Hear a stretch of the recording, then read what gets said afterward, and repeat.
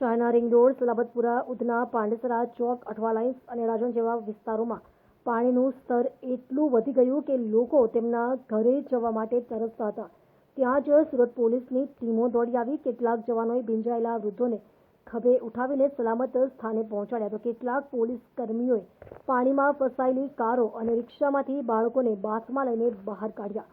વરસાદી પાણીને કારણે અનેક જગ્યાએ ટ્રાફિકની જબરદસ્ત જામ સ્થિતિ ઊભી થઈ હતી, પણ પોલીસે ઝડપી સમયગાળામાં ટ્રાફિક ક્લિયર કરાવીને લોકોને રાહત આપી.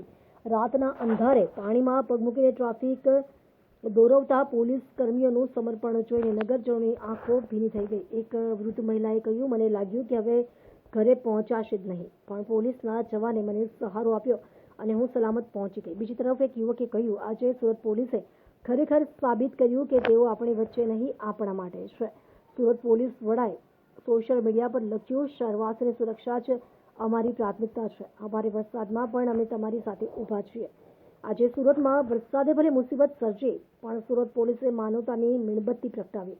આવી કર્તવ્ય નિષ્ઠા અને સેવાની ભાવના ખરેખર શહેરનું ગૌરવ છે. સુરતવાસીઓ આજે પોલીસનો આભાર માની રહ્યા છે, કારણ કે જ્યારે જરૂર હતી ત્યારે તેઓ ઢાલ બની છે.